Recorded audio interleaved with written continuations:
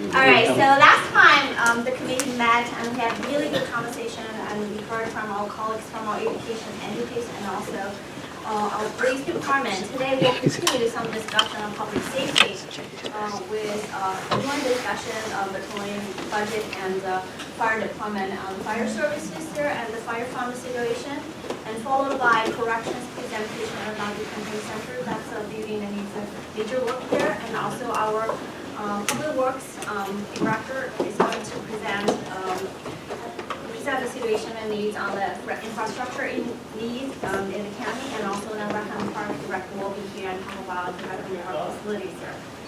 So we'll begin. Yeah, I'll start. I'm Raul Cruz and I'm with the Budget Office, and we're going to be doing a fiscal outlook, or just a brief fiscal outlook for the fire department.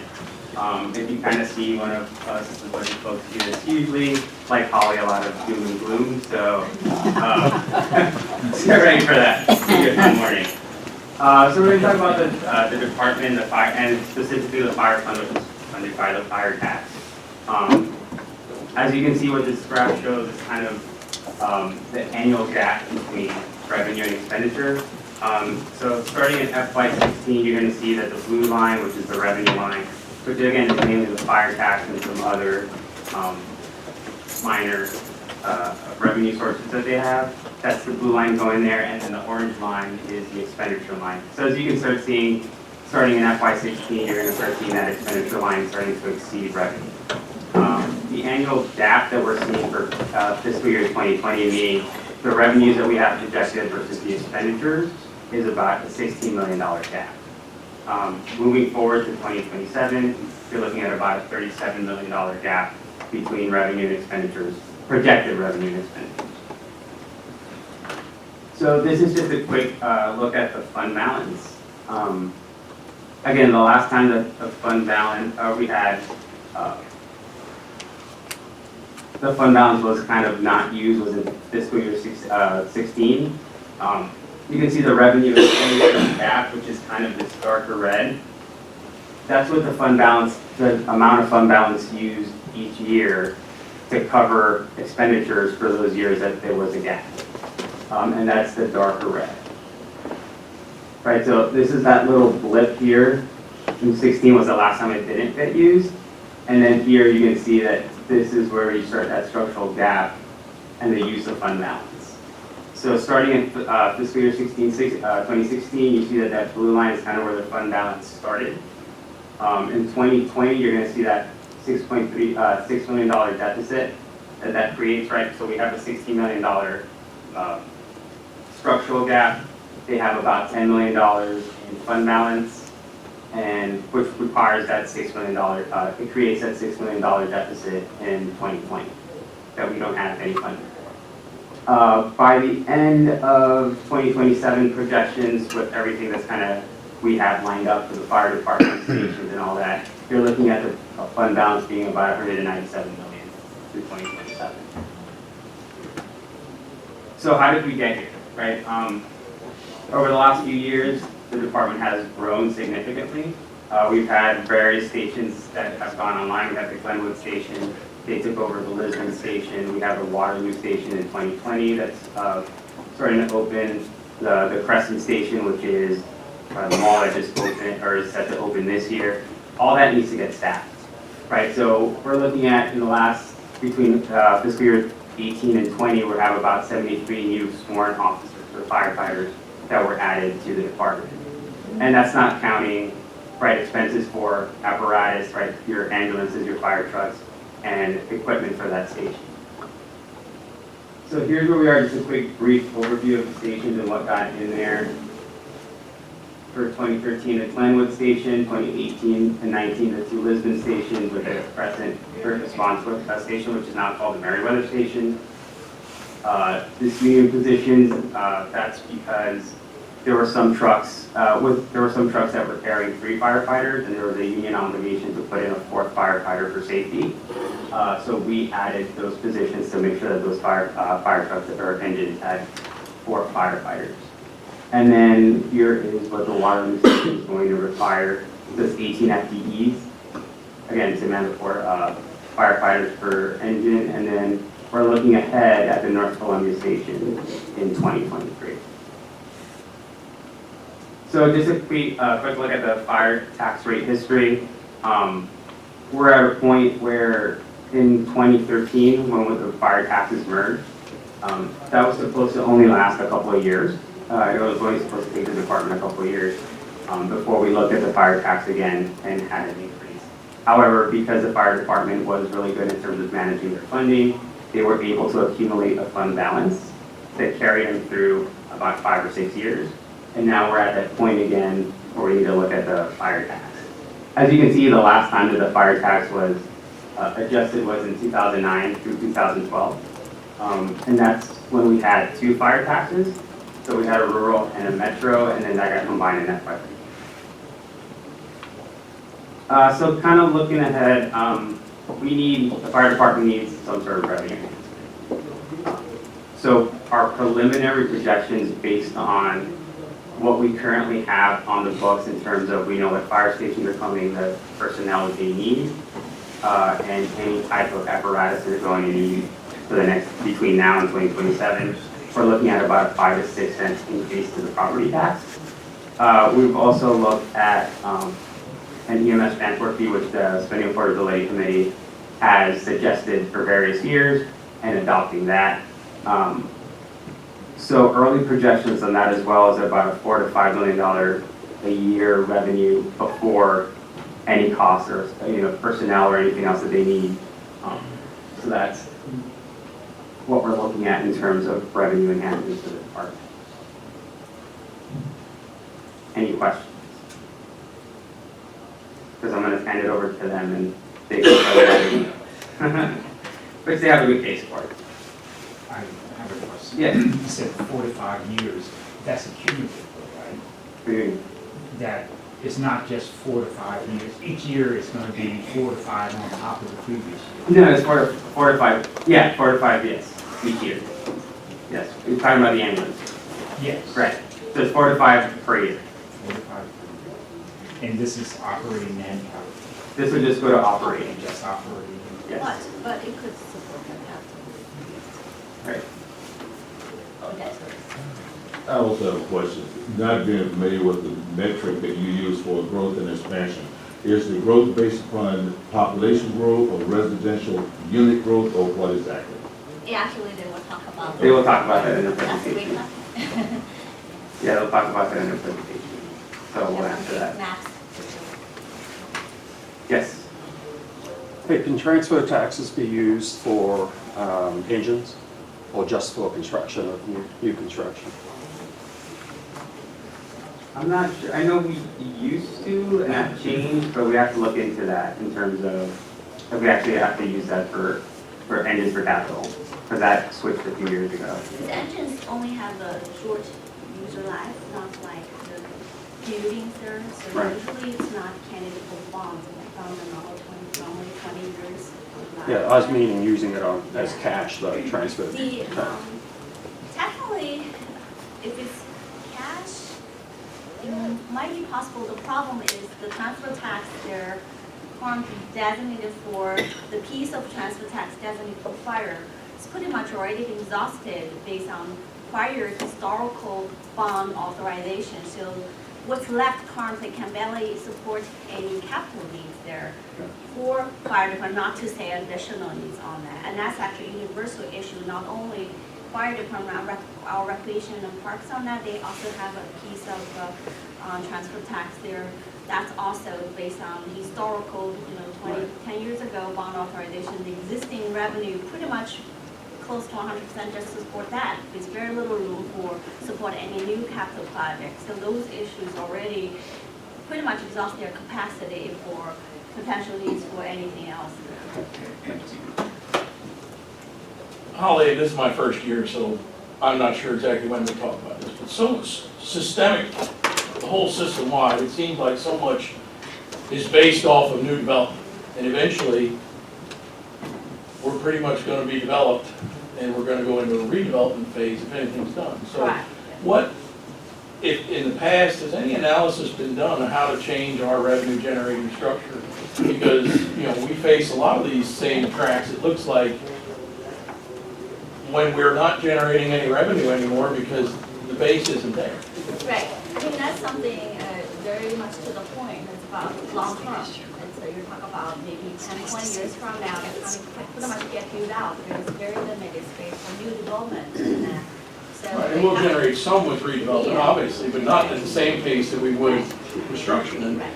And that's a really good question, because there's no immediate answer currently, because you have to switch. well, did we talk about that other at some point, or revenue what? source. Yes. Okay.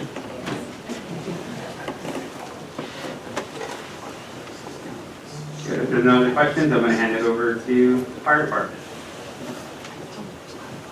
Good morning. Thanks. I'm Chief Christine Newhorn. We're going to do a little overview about why we need this increased revenue, and then we can take any questions. And this is Chief John Drew. Morning, everybody. To the one question about capital money and apparatus, I believe it was 2012. Prior to that, we did use some capital money for apparatus. It was a decision was made at that point to use operating money, and that may also be contributing to some of the structural kind of flip that we're seeing, because apparatus replacement is a challenge for us, which we'll get into. Fire engine is about $650,000, a truck is over $1 million, and an ambulance is about $350,000. So they're big purchases. The lifespan for an ambulance is about 8 years. The engines we're squeezing 12 to 14 out of. The trucks were a little longer than that, but they're not 20 years. Particularly ambulances, you can't run for 20 years. They're very busy. So what I have is some maps that will actually probably be helpful as far as talking about growth, residential growth, as well as some other things. But they're maps that we use to analyze kind of where we should be putting resources from an emergency perspective. We're risk managers, that's what we do. So we need to know where the risk is. We also, and I didn't include it in this, but we also look at property value as part of it. But for the sake of brevity, some of that's not in here. So this is a density map. This is existing current population density, residential. So you can see the areas. You have a large area out west that is not dense. You have a lot in the east that is. The areas to us, the black dots are fire stations. And there's a couple of themes. Raul, on one of Raul's slides, he had the fire stations that were coming. One of them is right in this area here, which addresses a lot of this red.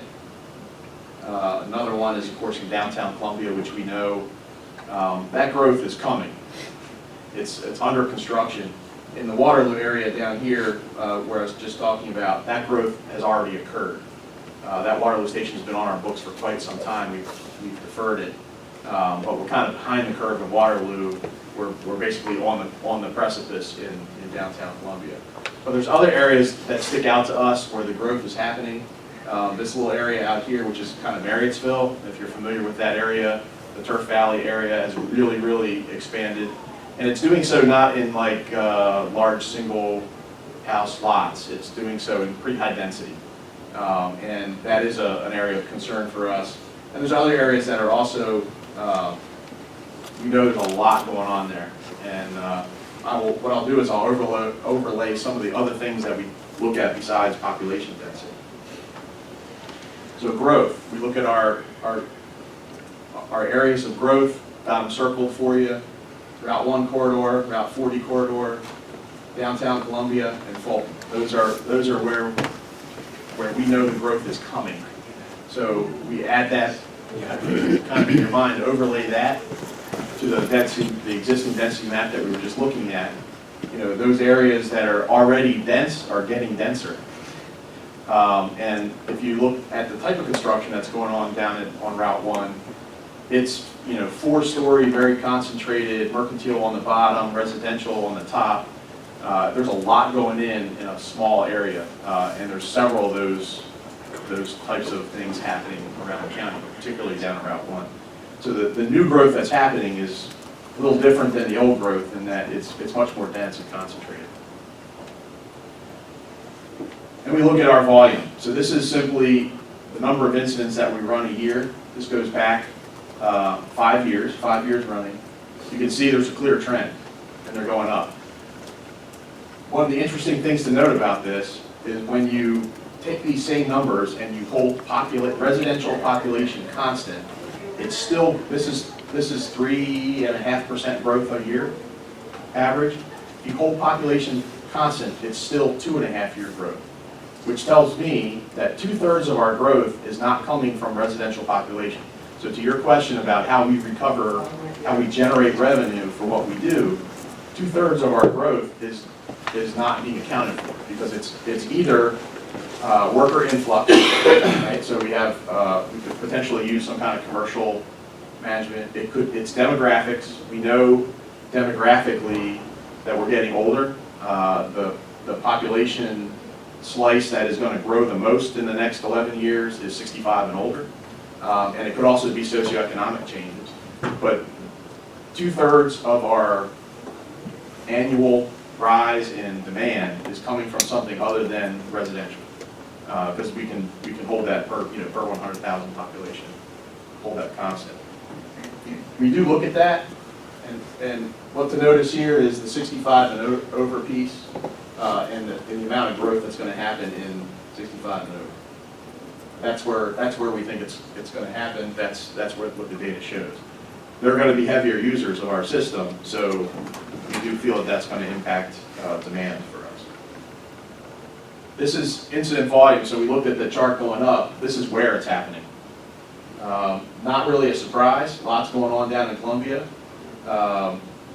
Elkridge, Waterloo, this is where we don't have a station, and you see it's kind of, it's orange already, although not deep red.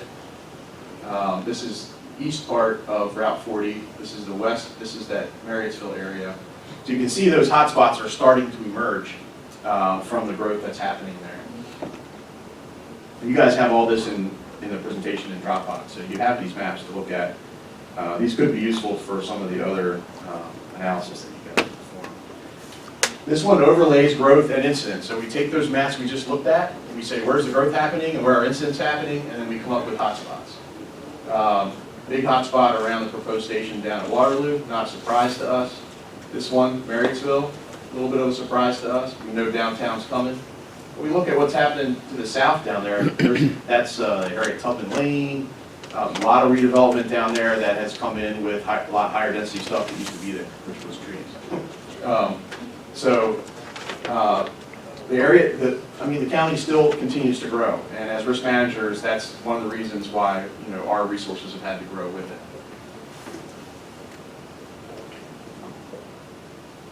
So this is where all of it comes together. How are we performing from a time perspective? The map on the right is the one I really want to talk about. This is a probability map, a probability of a faster versus slower response time from us. So anywhere where it's blue, you have a probability of a faster response time, something on the faster side of what's statistically significant.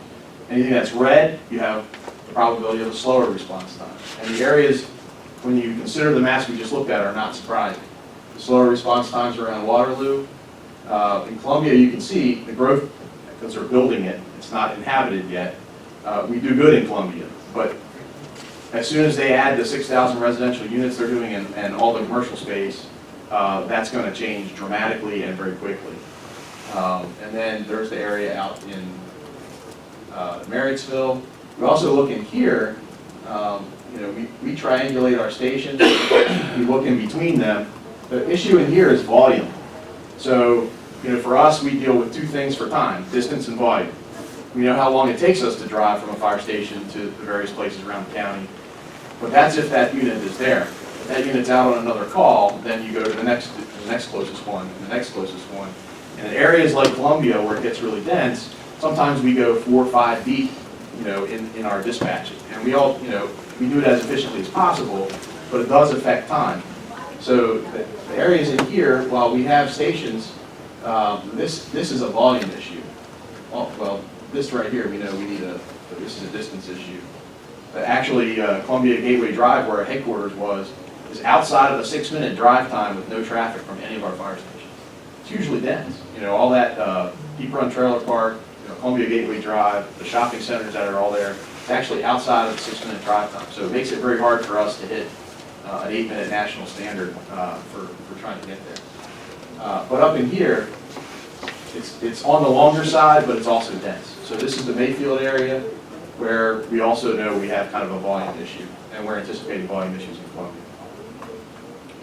Are these the same for EMS versus? Yes. fire? Actually, the slide, so I'm trying to go back. Yeah, there we go. This is actually just first arriving advanced life support ambulance to advanced life support calls. We look at this a lot of ways. And the fire map has a lot less red and blue on it, but it shows the same pattern. We have a lot less structure fire calls than we have EMS calls. So the set of data, it's always nice to look at the EMS ones because you have a lot of them. So it kind of takes care of some of the irregularities. I think you might want to mention that the overall cost there, how much percentage is that, if I remember, dominantly EMS related? Well, cost is a little tougher to suss out because our ambulances are dual trained. So they have a firefighting role. The ambulance, particularly in the core of the county, where we're running career services that are staffed, the ambulance actually has a firefighting function. The first ambulance has a firefighting function on a call. It's the second ambulance that will actually be there for medical reasons. But EMS call in 2018, 78.5% of our incidents were EMS incident responses. And of the remaining 22.5%, some of them still generated patients. You can still have a patient at a fire. You know, so the number of calls that we run where there's a patient involved is over 80%. And our fire apparatus runs first response on EMS, so if the EMS unit is out, you'll get that fire engine first, or whatever closest unit is there will respond first. And that safety net for us is how we are able to keep pretty good response times, because our fire engines will go there. Many of them have paramedics on it, but they all have EMTs. They're all equipped, so they can start care, and it's just a matter of time when the transport unit comes in there and they transition. So because we're all one service, because we're well coordinated, the paramedics and EMTs on the ambulance one day are going to be riding the engine the next day. So it's the same people working it the same way. So it gives us a little bit of a safety net. If roughly 80% of effort is EMF, Yes. rounding 78 up to 80. Yep. And we're proposing an EMS fee, what percentage of total cost would then be covered by the fee? Would the EMS fee come close to covering the cost per incident? Yeah, no, I don't think it will. The EMS fees that we get are the same EMS fees that a private company would get for scheduled transports. There's no premium for emergency. And the fact of the matter is to maintain a ready fleet that can get there in 8 minutes is expensive. I mean, that safety blanket for the community is expensive. What they reimburse is only transports. So any time you send an ambulance to an accident scene, do an interview, assess the patient, and they say, no, I don't want to go to the hospital, can't bill for that. You can't bill for the readiness. You can only bill for the transport itself. So those fees that are recovered amongst the counties around us that do EMS billing, PG County, the last time we checked, was 170 something per ambulance per transport. The highest one was, I think, $241 per ambulance transport. So what you're getting back is something, but it's definitely not enough to sustain an emergency service. Do we have areas that are over the 8-minute standard? Yes, we do. And did I miss where those are? Well, Could you? I did not include the distance map in this, but what I can tell you is out here where it's red, Right? that's a distance problem, not a volume problem. You saw that the volume to the west was not great, right? So any of the probability of long response times, pretty much, on the left side of this, are going to be distance issues, and that is one of the proposed stations, North Columbia. Actually, yeah, we actually what we did with the location was we tried to pick a place that was not in the center of downtown, but on the fringe where it could run into downtown, but it could also help solve a distance problem the other way. So if you turn right out of the station, you're solving a distance problem. If you turn left out of the station, you're solving incident volume. Is it more than 10 minutes? So do you have a sense of where some of those, what that timing is? What's, More than 10-minute response. Like if the standard is 8 minutes, how much longer is it taking us? it depends, but yeah, we know exactly where, I wish I had the map for you. We call it a spider map. It basically is a road network, and we can see exactly where the 6-minute line is for drive time, because we use 2 minutes we allow 2 minutes on that for dispatch and getting in the apparatus and getting ready to go. So wheels rolling, 6 minutes out, we know exactly where our distance issues are. So anything that's pink on the left side here is over 8 minutes on average. It's over well, no, this map doesn't really show, it's along the same lines as far as trend, but this map is actually showing just probability of response time. There's not a line in the middle. The line in the middle is, it's all relative to itself. Average response time, that's just Over probability. here is using average response time, over here is probability. Yeah, that's the one. The Oh, I'm far sorry. left, not your left. Gotcha. So anything that's pink is over 8 minutes on average. Yeah, well, over 8.54, yeah.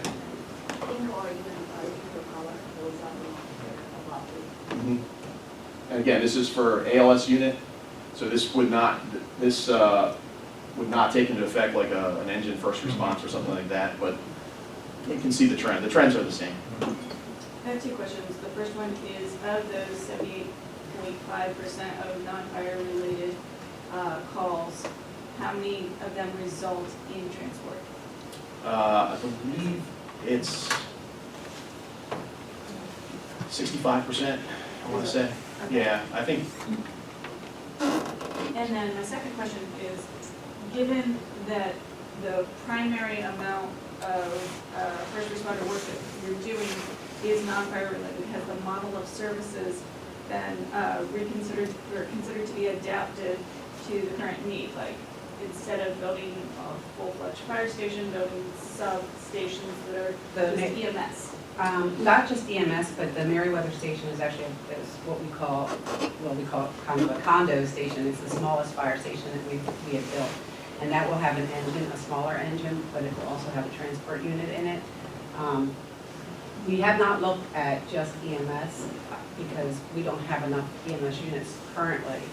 And we can talk about that, what we're looking at. We want to add more EMS units since we do, that is 78% of the incidents. But we do still run fire incidents as well, and when you need a unit to respond quickly, you need a unit to respond and be right there, so. we don't wanna- if we were to show you a fire map, it would have the same, Yeah. it would basically, it had less dots, but they're in the same places. Right. So our station distance in Howard County is pretty far apart. Like, if you go to Baltimore City, there's much more overlapping of like station first news, where within 6 minutes they could have 2 or 3 stations to some point within 6 minutes. We have very few of those where we could have 2 or 3 stations within 6 minutes. So it's a challenge from a fire side as well. Columbia is going to be the first place. When we open Station 14, which is about a mile away from Station 7, which is Banneker, that'll be the first station that we actually have a true overlap. That's more than probably 30 seconds. And that's wholly to deal with volume, not distance, because Banneker is a very busy ambulance, and I'm gonna zoom out of here and see if I can navigate on this thing. Do this the easy way. So this is an extra slide I threw in here in case the topic came up, but in Columbia, this is the utilization of the ambulance. So there's 2 ambulances shown. The blue line is the ambulance that's in service 24 hours. One of the adaptations that we've done is we've introduced a daytime ambulance in Columbia. The daytime is much busier than the nighttime. And so from an efficiency standpoint, we don't want 2 ambulances there at 3 in the morning, but at 3 in the afternoon we do. So the orange line is this daytime ambulance. It runs 7 to 7, 5 days a week. We have plans to expand that probably to 7 days. Believe it or not, special events, particularly in Columbia and Howard County, are crazy. And once the weather gets warm, Saturdays are busier than some weekdays because of all the things going on. It's really nuts. But you can see when we introduced the ambulance in 2016, and we did this without any new positions. this was an overtime funded pilot that we did. This white line is our utilization line that is 35% utilization, which once you go over 35% utilization, there's a very good chance that when you need that unit, it's not going to be there. It's going to be on another call. And you can see just in 2 years how the volume has changed in downtown Columbia, so that we have one 24/7 ambulance and we have one daytime ambulance, and they're both pretty much outside of their target utilization during the daytimes. And that's now, that's before any of this growth opens. So piggybacking on that question, I know you've done some work on not just hotspotting in geographic areas, but particularly with your transport, hotspotting very particular housing complexes or nursing homes or whatever you want to call it. Target hazards, we call them, yes. And then I know you've been looking at, again, piggyback on the last question, more of a community paramedic type model. Yes. Where you're actually proactively going out and working with folks that are frequent flyers or Yes. whatever. Can you talk about that a little The- bit? Yeah, so that's another piece of this, and actually Raul's slide had that in there. It's the Mobile Integrated Health Program, which would be, as you say, the population that utilizes the ambulance service more than most people. We've identified that, and working in partnership with the hospital and the health department and other agencies in the county, we want to be proactive. We want to go out so that we can decrease that call volume, because it's a systemic problem. It's not just the ambulance. When the ambulance transports to the hospital and the hospital is overloaded, then that ambulance cannot quickly turn around and go back in service. So then you have that gap, especially when we talk about the downtown Columbia. That ambulance could actually be out of service waiting for a bed at the hospital for an extended period of time. So what this program would do is, with other staffing, with RNs and doctors and from other agencies, we would also have a paramedic that would go out and do home safety checks, do vital signs, make sure that they have their medication, so that they wouldn't have to call for those type services, and it would be more for an emergent response. So that was one of the things that we are looking at when we're projecting out the funding that we're going to need. We want to try and project out all the programs that we want to fund. To include that ambulance 7 fund, again, as Chief Jerome said, that is not a funded position. That 12-hour ambulance is not a funded position. It's currently we funded on overtime, but there, as he showed you, there's definitely a very strong need to have that ambulance there. You can see where most of the time it's out on calls. Yeah, and the mobile integrated health piece, we have requested as a new effort this year, our first team for that.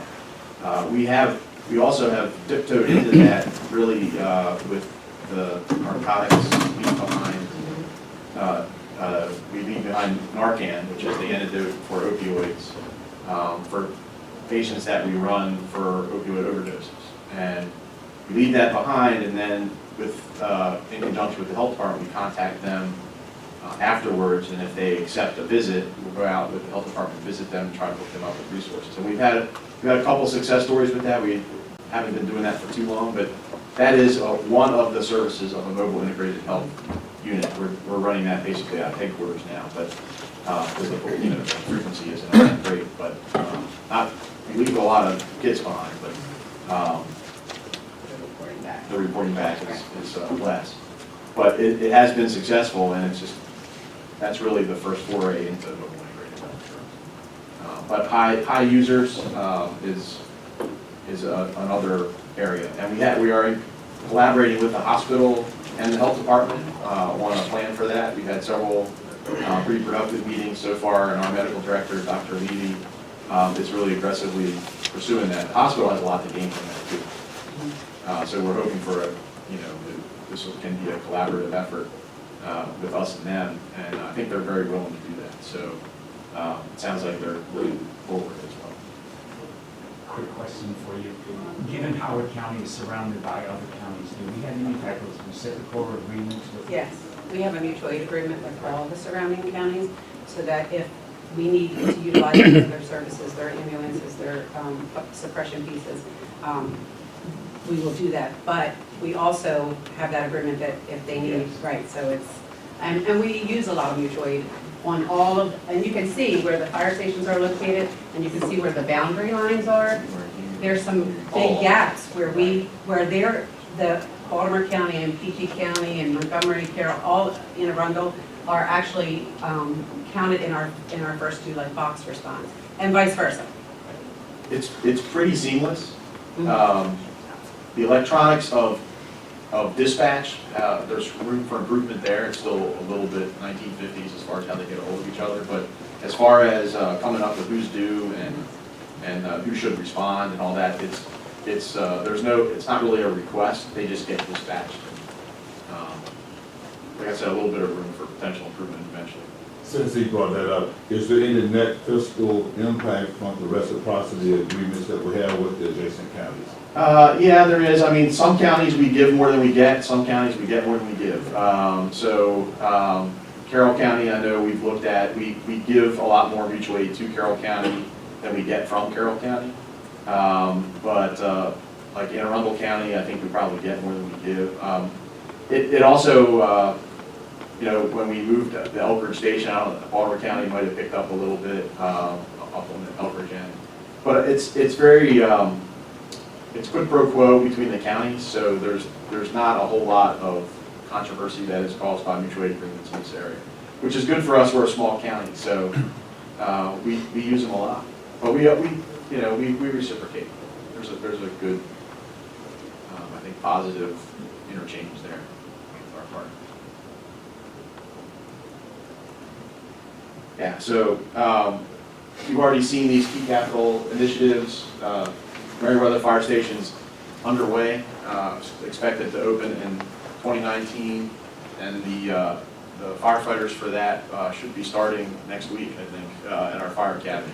It's about a 7-month training process, so the onboarding for us has to be really well planned in advance, because it's a hiring process and then a 7-month training process just to get them to be new, and then they're new for a year, they're on probation for a year while they're learning their craft on duty.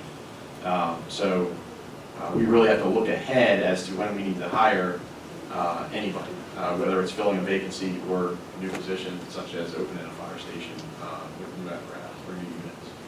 Waterloo, North Columbia, you've seen. Banneker is something that you should be aware of. It's not a capital project.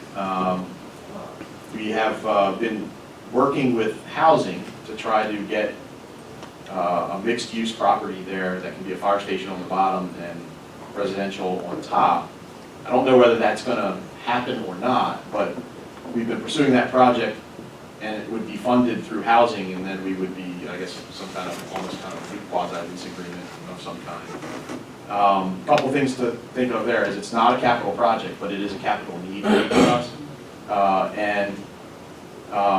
If that does happen, the funding for that, which would normally be funded through a GO bond, a capital project, the lease would probably come out of our operating budget. So again, when we look at that fire fund, you know, if that happens, we need to make sure there's enough there to support a fire station, which isn't normal for an operation, out of an operating budget. Another project that's worth talking about, the rural cistern project. This is something, this is an investment in that western part of the county to try to get a network of water supply. We started this project back in 2006. We initially were doing 4 or 5 cisterns a year. We've downsized our request to 2 a year, but this is a project where it's a great example of doing something small over time and getting it accomplished. We look now, we have 34 tanks installed at strategic locations. We have another 60-some sites that have been identified as for need. And we only ask for 2 tanks a year. So this is one of those kind of year-over-year capital projects, which is a little at a time. We try to solve this problem in the western end of there's no hydrants. So for us, as far as that's obviously a concern. So we're like I said, we're coming up on our 14th year of that, of managing that project, and it's one of our success stories. But we do have an interest in keeping it going because we're not quite done yet. At 2 a year, it'll take a while, but that's okay. The pace of that it takes a little bit to get these things, property acquisition and construction and implementation. So the 2 a year pace is good both from a monetary standpoint, and it's also good from a practical logistical standpoint for us to be able to accomplish. Workforce, I'm sorry. Can you go back to the? Again, So what are the anticipated dates for Waterloo, North Columbia? well, Waterloo, the anticipated date is August 2019. No, Meriwether. Oh, Meriwether is Meriwether, I'm sorry. August 2019. I'm sorry. Waterloo, we're still working out a land acquisition with the state. But again, we had made plans for that over 10 years ago to have that station there. And as Chief Jerome showed you, the growth it's already happened, so we're behind April on that one. North Columbia, we are having community meetings right now. That the North Columbia property is actually going to be a public safety complex, which will, and I'm sure last week you probably heard about this with the police. It will house a large police headquarters and multiple police buildings, and then a small fire station on that site. We don't have a date on when that will be accomplished. We're hoping, I think it was 21. Yeah, I have that. Oh, there you go. I list capital here on this as well. We're hoping for fiscal '21 for the North Columbia. We're hoping for fiscal '23 for the Banneker refill. And I guess I don't have water. We're hoping for tomorrow for Waterloo.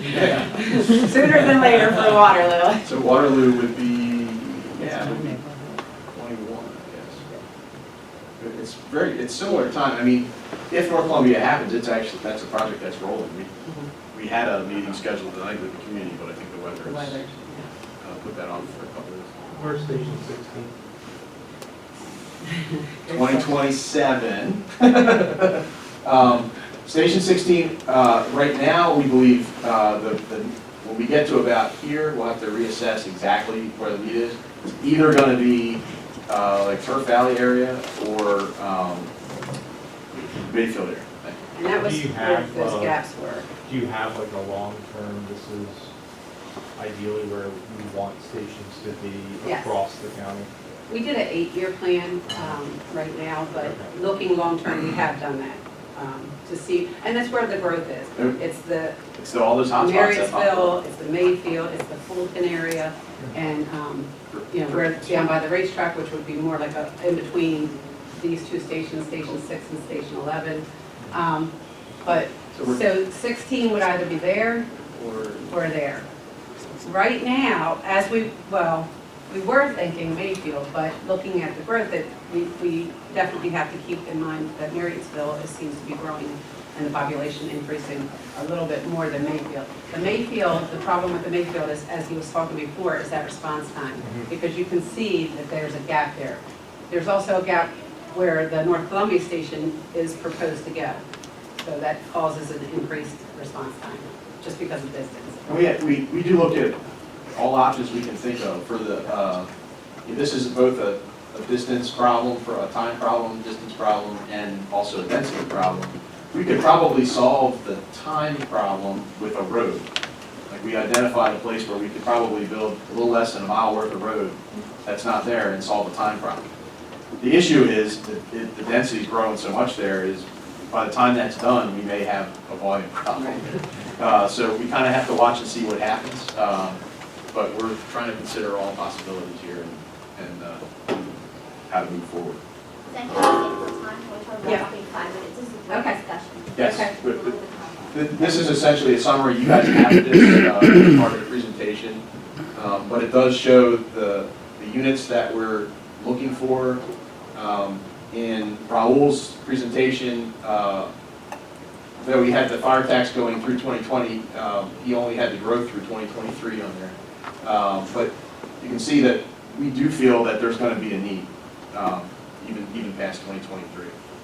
I don't know whether we'll have the resources to do it, but when we're talking about what we need, this is what we're talking about. It is difficult to go out 8 years as far as like exactly where you're going to need things. But looking at the past 8 years and then looking at the projections, it's safe to say that we're going to have to respond to that as risk managers to handle both the increases in demand that are happening, the population increase, the density increase. The middle column, these are things that we have already done that we're essentially funding on overtime. We've already staffed one of the volunteer stations to the west. We never hired anybody for that.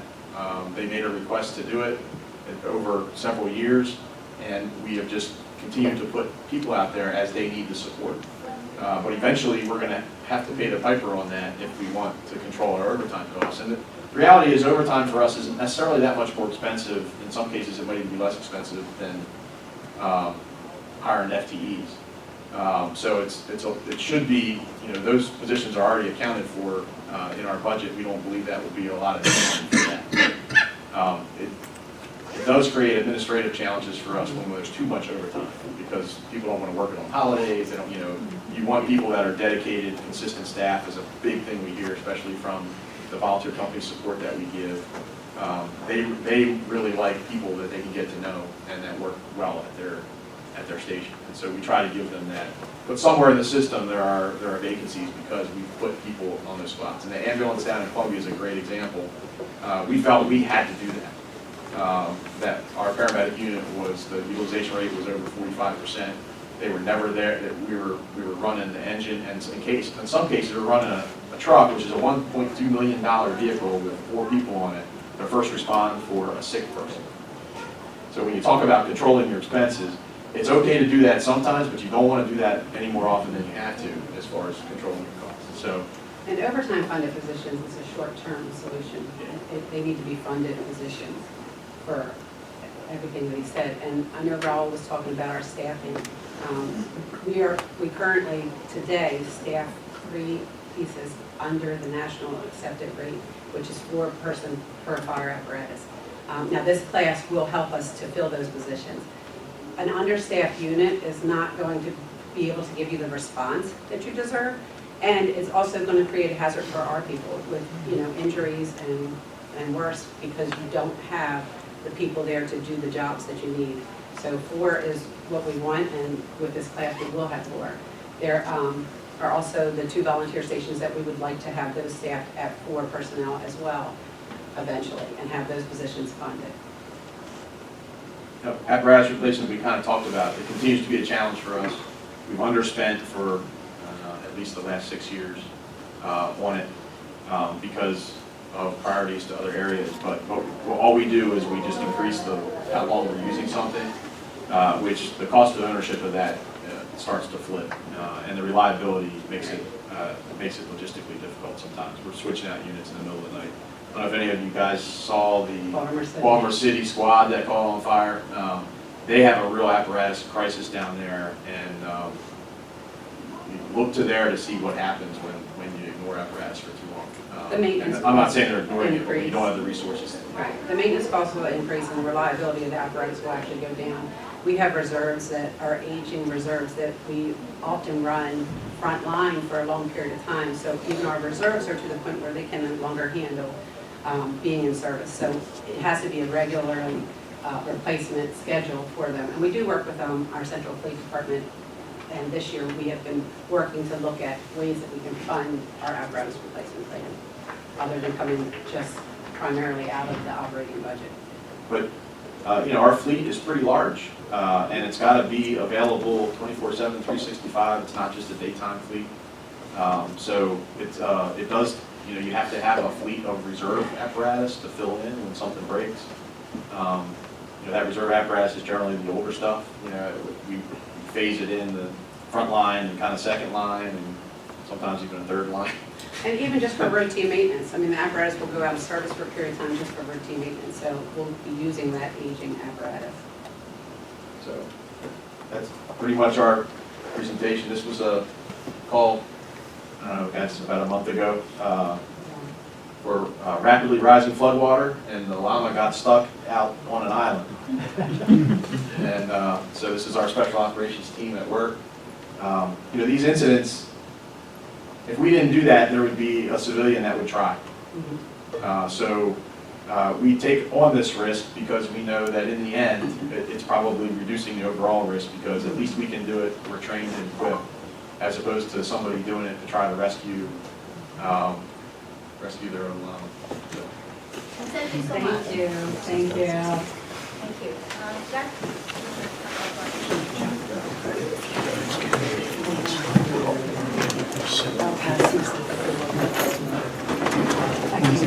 Yeah. Believe me, that the person that did that is still not going to live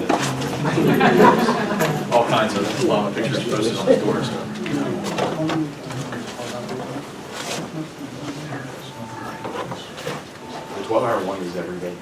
We also do staff for special events. Oh, it's everything. But yeah, it can be very weather. But it's also triathlons and flight races and sports tournaments. It never ends on the weekends in the summer. We don't probably have enough.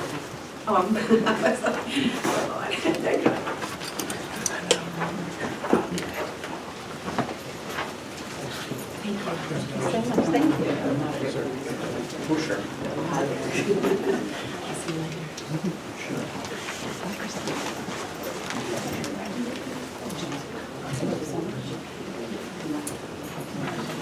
Do it right.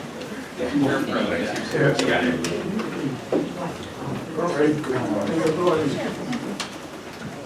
Jack has the record of the corrections. And with this one is injury came across our deputy. So, and she's handing out copies of this. Nothing like coming before the group and asking for resources for a job. The priorities in the community are great. Usually the jail priorities are not looked at as, last year we had to follow the school system. That was not good. But what we want to do is point out some of the challenges that we're facing at the detention center. And then ultimately, what we believe the fix is the new facility. And we'll try to point out why it is. All right, first, I think it's important that we give you a profile of what our population looks like. 70% have a substance use disorder. With the opioid crisis, we put a lot of emphasis on screening people as soon as they get to the detention center. We actually screen people 3 different times, at intake, when they do medical, and then when our classifications sit down right after the bail review. So within about 48 hours, they're screened 3 times. Often people ask, why do you do that? When they first come in, often they're angry, they're not stable, they don't tell us all the information. So we do it 3 times. 56% of our population is on psychotropic meds. By the way, these populations will have a jail population. Yeah, not the county, this is the jail. Majority of this room is 4 times. So, the reason we point that out is, there's a book out called The New Asylums, and it's really, I think if you ever get a chance, read it. What's happening with the depopulation of the state mental hospitals, a lot of the mentally ill are winding up in jail. That is not a good thing. It's not. 17% of that population has serious mental illness. So you have the range. Everything from anxiety to depression, the serious mental illness issues, the paranoia, the schizophrenia. We also deal with that. 40% have both mental illness and substance use issues. 61% have been arrested 4 or more times. We want to talk about that for a second. So one of the emphasis is we want to make sure that we're programming this population. Why are they keep coming back? And we actually have a risk assessment tool that's validated. There's research behind it. We do an assessment. It tells us why they have these issues. It's really in a couple areas. It's education, substance use, associations, criminal thinking patterns, and avoidance. And if we can address them, you can mitigate that. 50% have less than a high school diploma. We also look at the charges that we have. You can see a lot of people coming in with DUIs and WIs. At one point, violation of probation was one of the higher offenses. Now, this is a snapshot of a daily population. Violation of probations have come down, thankfully, due to the Justice Reinvestment Act, which was passed 2 years ago. It used to be if you had a technical violation, you were out on probation or parole, you didn't commit a new offense, or maybe you didn't report, they would bring you back to jail. Now there are intermediate sanctions that help slow that down, and they're effective. All right. And please ask if you want me to stop and get questions. This is a snapshot of what our population is. 45% were committed, waiting for their trial. 25% sentenced, and 31% are federal. These used to be a lot closer. With the Justice Reinvestment Act, sentenced inmates now, unless they have a violent crime, are getting 5 additional good day credits. So they're out, and they'll be corrected, they're moving out of the system faster. What is a federal detainee? We house U.S. Marshal detainees, military detainees, and also immigration and customs enforcement. All right, this is a view of our admissions over a 4-year period, 2015, 16, 17, and 18. You can see they're fairly consistent. We had a little spike here in 17 with detention center admissions. That was largely because we increased our federal population. But for the most part, it's been fairly consistent. All right, our average daily population, you can see that it's going up from 277 in 2015 to 309 in 2018. And you can see the federal detainees have gone from an average of 51 to 92. We get quite a few requests from the U.S. Attorney's Office to house marshal detainees that are cooperators in federal investigations. They usually use the facility in Baltimore, but when they're cooperators, they can't mix with that population. So they wind up with us. Hey, Jack, do we get reimbursed for those ones, like ICE? Yes. For all of our federal detainees, we're reimbursed at the rate of $110 a day. And based on current projections, that's 4.1 million a year. Okay. And do you know if we're going to continue with the ICE program with the new administration? Yes. Okay. And for clarification, and I know we need to take a second to talk about this, there's a lot of controversy this past year about housing ICE detainees. Our policy is we only accept those that are criminally involved. And that means they, A, have to have a conviction, B, be charged with a jailable criminal offense, or be identified as validated gang criminal. Because Anne Arundel just lost their contract over it because Right. they changed Well, that policy. There were a couple issues. They've asked us to be what they call it 287G agency, and that basically means they wanted to deputize our staff. We do not do that. Anne Arundel did. The new administration said they didn't want, so they pulled out. All right, so here's the issues that we're facing with the current facility. We've got issues with our windows. We're going to show you that in a second. Doors, roof leaks, our kitchen. In about 2 weeks, our kitchen is actually going to be emptied out. It'll be, all the equipment will go out. We'll have to redo our floor. That's going to take 8 weeks to do. At a cost of about $260,000. Our secure perimeter fence, we actually had a sinkhole that ate our microwave system. We have a microwave sensing system that if there's movement in the perimeter, it picks that up, and that actually was lost and couldn't be recovered. And limited program space. All right, this is an example of what the windows are starting to look like. And that replace every window in the jail is $650,000. This is an exterior door. You can see the rusting on the door.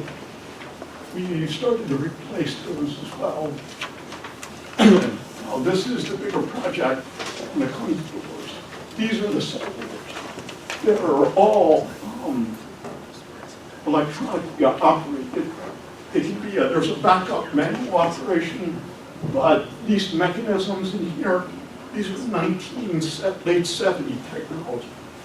You can't get replacement parts. They have to fabricate this. So we're losing 3 cell doors a month. We've already replaced 10. We have 90 more to do on the old side of the jail. Also at the bottom of the cell doors, there is a track that the door slides on. Because of aging, that track is now off, and we have to replace the track. So it's not just the motor, it's the track of the door.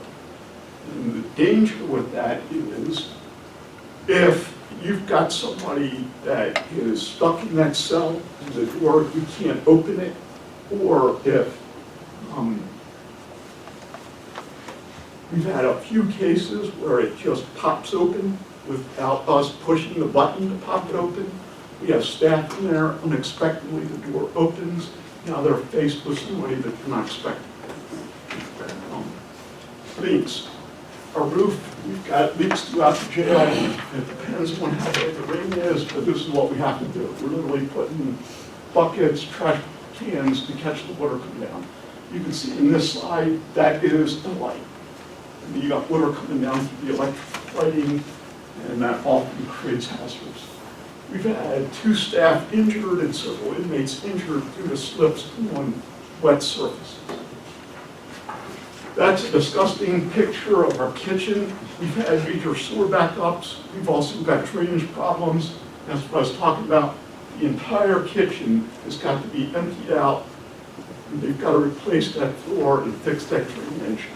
And that's going to be about an 8-week project.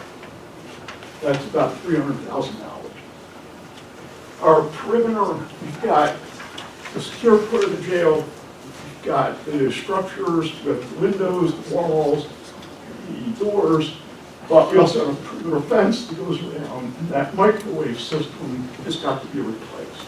That's costing about $350,000. All right, so we've got a medical unit that was built in 1982. So the jail was built in 3 phases. 82, and then it was added on in the early 90s, and then 4 years later it was added on. The medical unit was built for the original population. So we've got a very small medical unit. We're going to show you that in a second. That right now does not meet the standards that we need. To take an adjoining classroom, renovate that, expand medical, and create a new temporary classroom would be about 1.5 to 2.5 million. The inefficiencies that we have are our suicide management, medical care. There's 2 receiving areas. And the fact that our booking facility where all initial arrests occur is not connected to the jail. And we'll show you those as we go. So these are the suicide watch cells. These are our booking cells. These are the low-level detention center in the system. Last week, we had 6 people on suicide watch. We also had an inmate that had come back from the hospital that needed to be in that medical unit. And we had a woman that had to go out for a procedure the night before and had to be there. So that's 8 bodies, 6 cells, 3 different areas. You can see the staffing issues.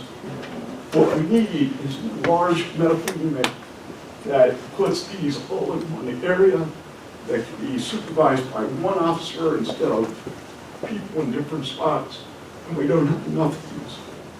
So in the proposed replacement, we've got a larger medical suite with 12 areas that we can manage, both mental health, suicide, and medical issues.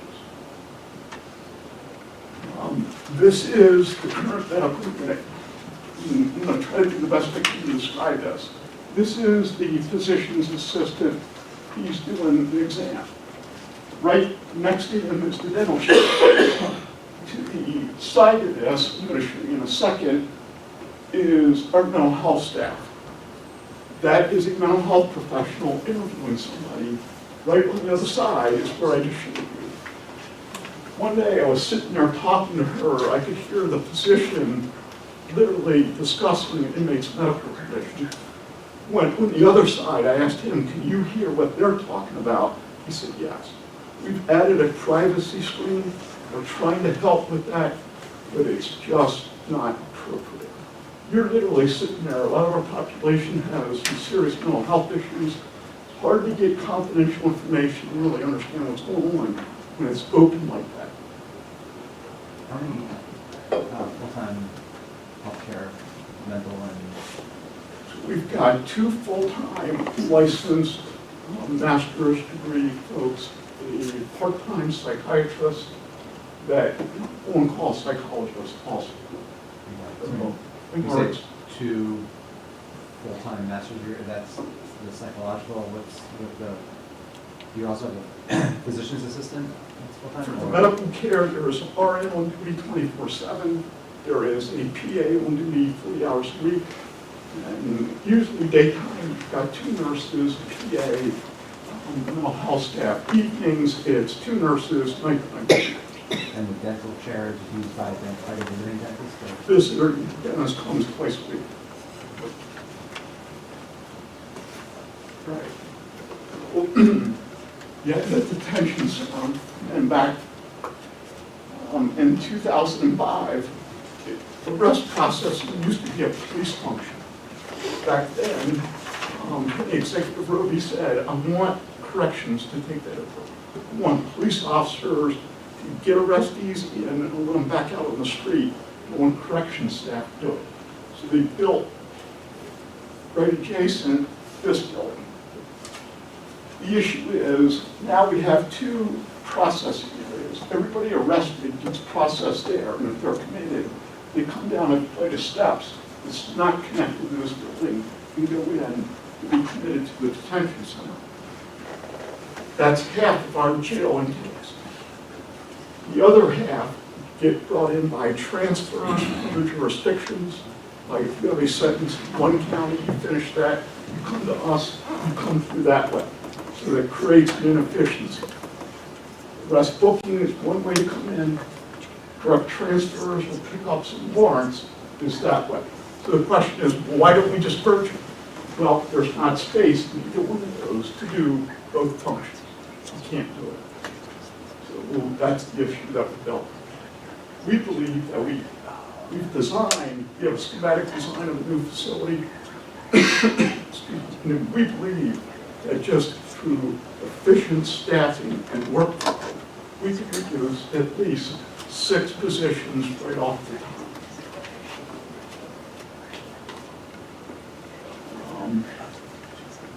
And there's the 2 buildings with the wider shot. Liabilities, malfunctioning doors. Again, our biggest worry is we have medical emergency, those doors don't work, we can't get in. We have a backup, which is you go get a crank bar, go to the main control center, you get the crank bar, you manually crank it over. That's what we lost time. Lack of privacy. We do screenings for mental health, suicide awareness, medical issues. Like I said, at intake, we do it at medical intake, we do it at classifications where our counselors do it. This is our intake receiving area. Everybody that comes in gets processed through here. We set up cubicles to help make it private, but you're sitting there asking somebody, have you ever been sexually abused? And you've got people right there. I actually overheard a lady inmate get very upset. She said, you're asking me in front of all these people if I've ever been, I'm not going to tell you about that here.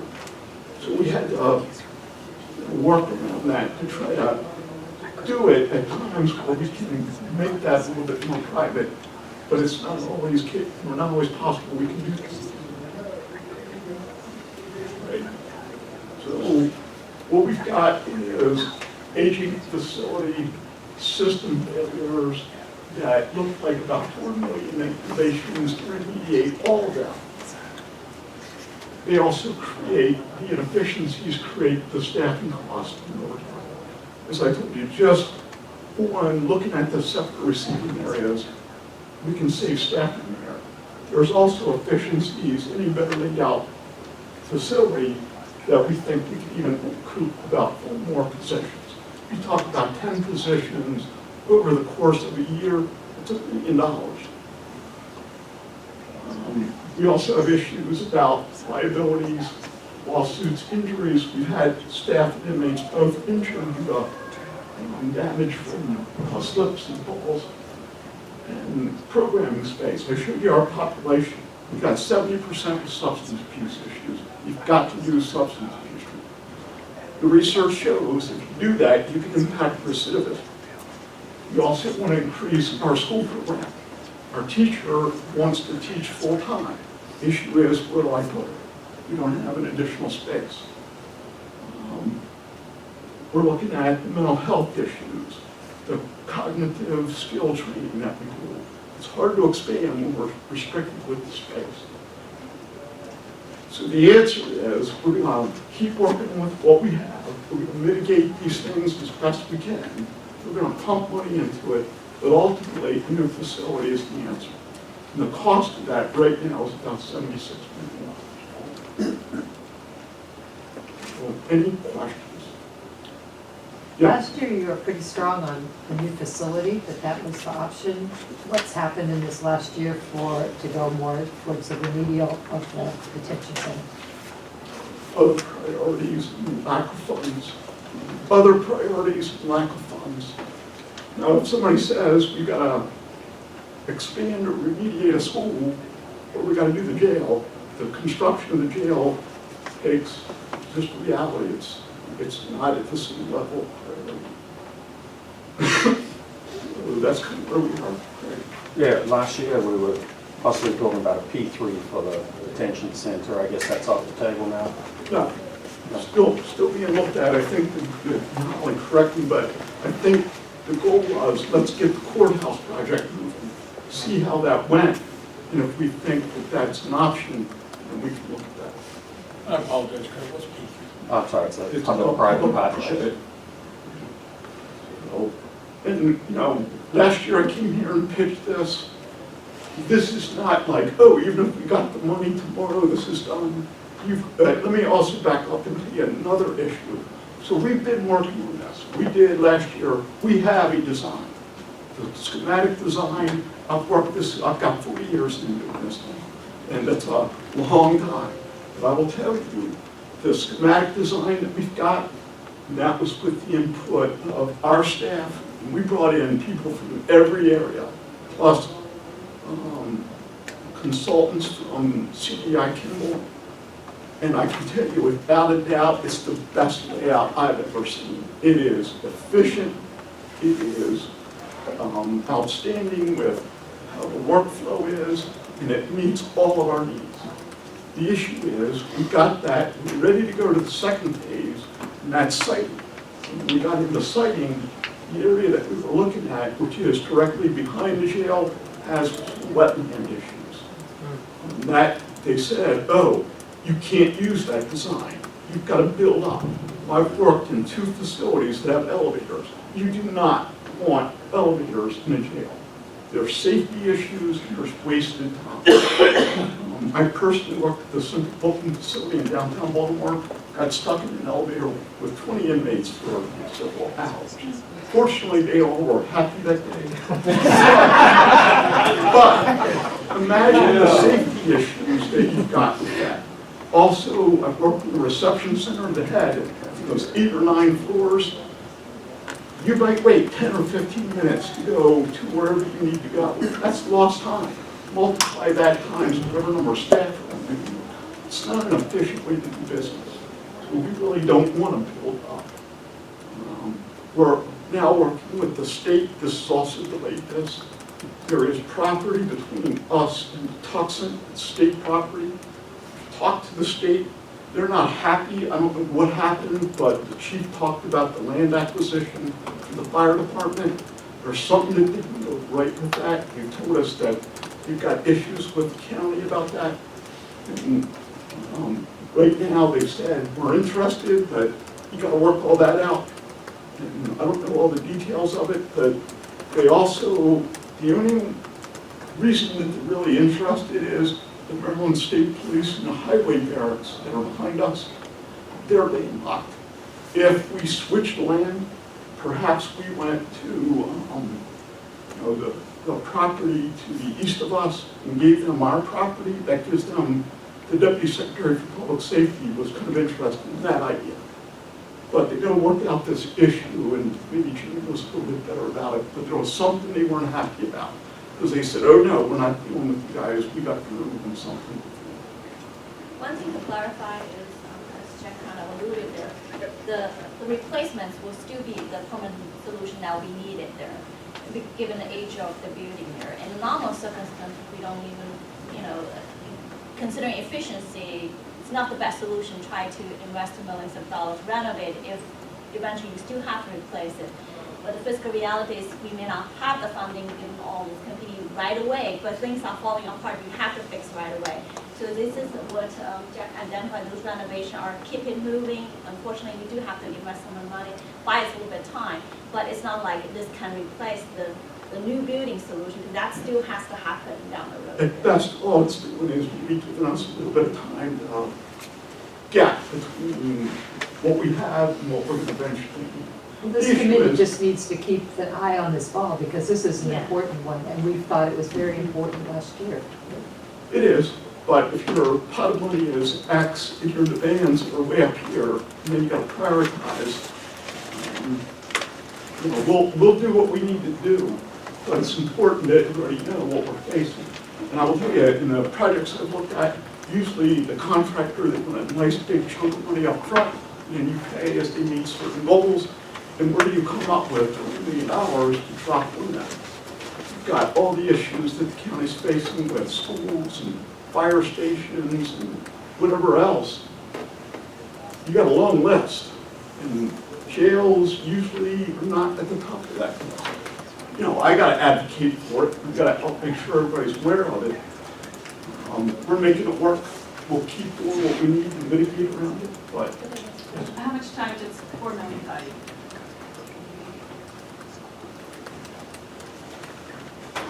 I'd say maybe 4 or 5 years. When I say maybe, and let me keep it high. So I talked about the 100 cells that we've got to retrofit and fix. That takes care of the original part of the jail. My expectation is, in about 4 or 5 years, the second phase of cells are going to start to fail. And then next, we're back at another 600,000 to retrofit. I can't tell you for sure that's going to happen until I see what's happening with that first one.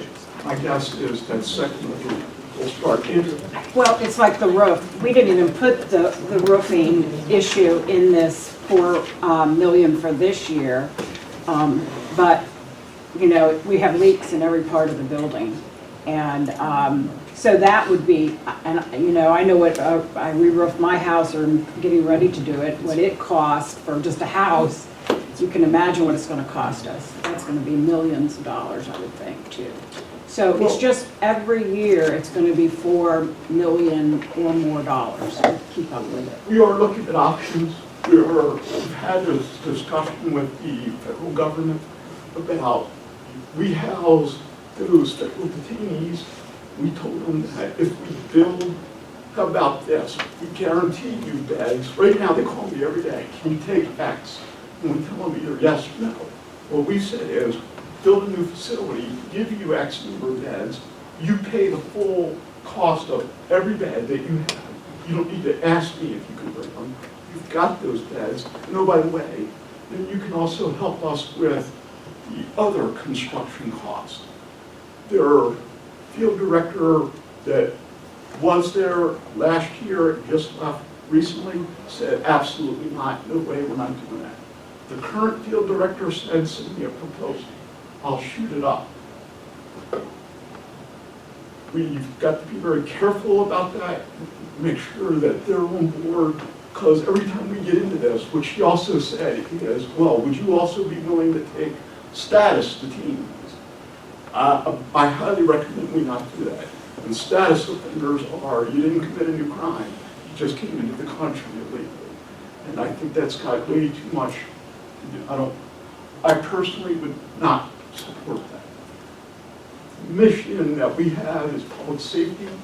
Yes, I can tell you without a doubt, and I've gotten calls about this, you don't want the people that we've got right now that are ICE detainees out in the street.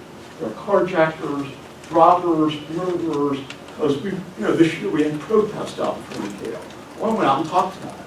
I said, do you know who we have in here? Oh yes, you have women and children. No, we don't. And we don't have the guy that crossed the border to get a better job, or the woman that crossed to get away from something. We've got people that are serious, violent offenders, and you do not have in your community. They are not good people. And that's what we want to stick with, because that meets our mission, keep this public safe. When you get into status standards, that's a whole different ballgame, and I think that's how I was. And how long would it take to build a new facility? So you're buying a few here, give or take however many, and how long will it take you to build one? Jim, do you want to talk about this?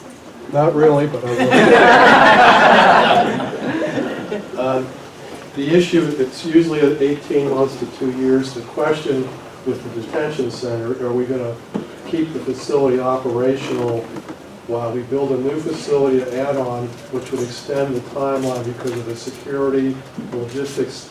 I mean, we've kind of come to the point where we said, let's just build a new facility, which would be much cleaner, more efficient to construct, probably cheaper to construct. The problem is we don't have the property. And I could probably spend an hour talking about why we don't have it, our friends at the state, how they related to that. But you're looking at probably a 2 to 3 year effort, depending on which way we go with the facility.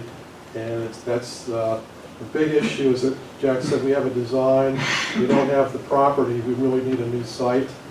Otherwise, we could tear down the existing facility, maybe do something, but what do you do with the people that are there for 3 years? That would be a So really difficult. I talked to my state colleagues and I asked them, would you take some of our population or take all of our population? And they just laughed. They said, no, we have shuttered buildings that are not high security that they could probably give us, but they don't work.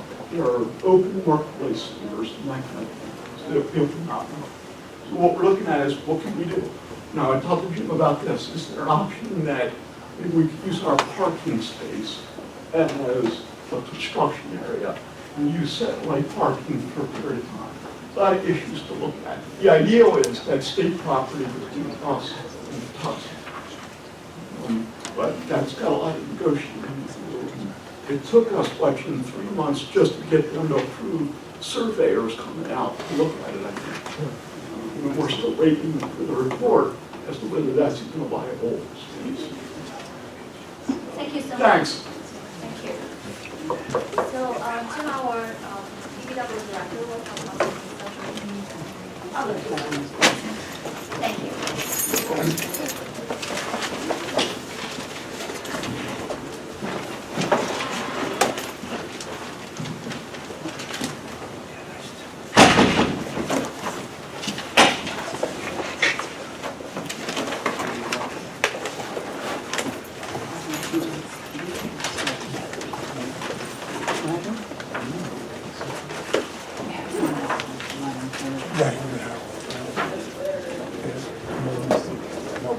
Morning, I'm Jim Urban, Director of Public Works.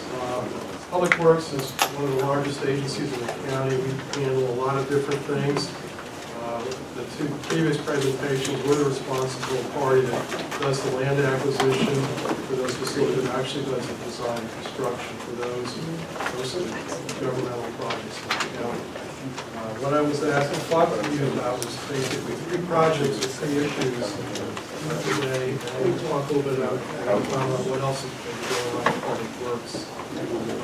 Road resurfacing is a perennial issue in the county.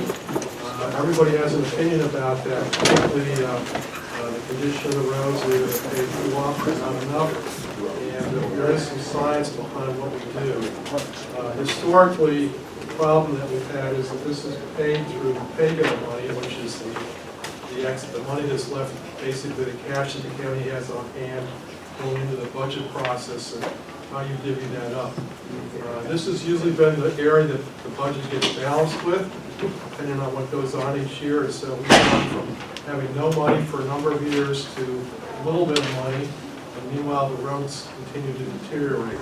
We have about 1,000 miles of roads in the county, and the life cycle of a road typically for resurfacing is about the yardstick of about 15 years.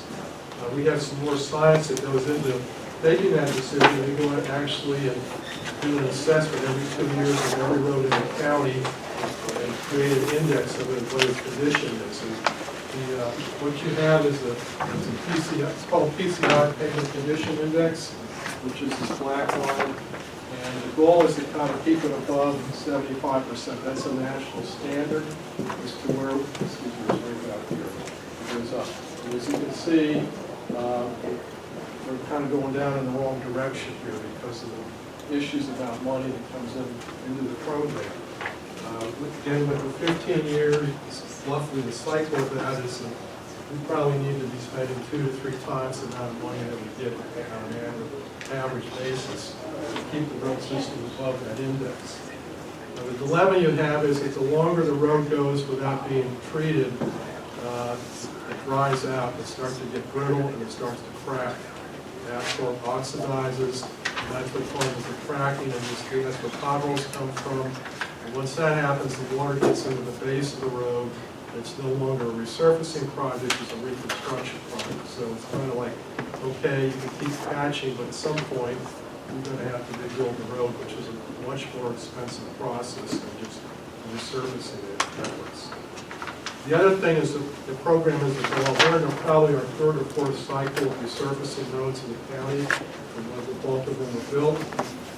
We no longer just resurface now. Because of that age, we have to look at the drain, curb and gutter along the road to see if they need to be replaced.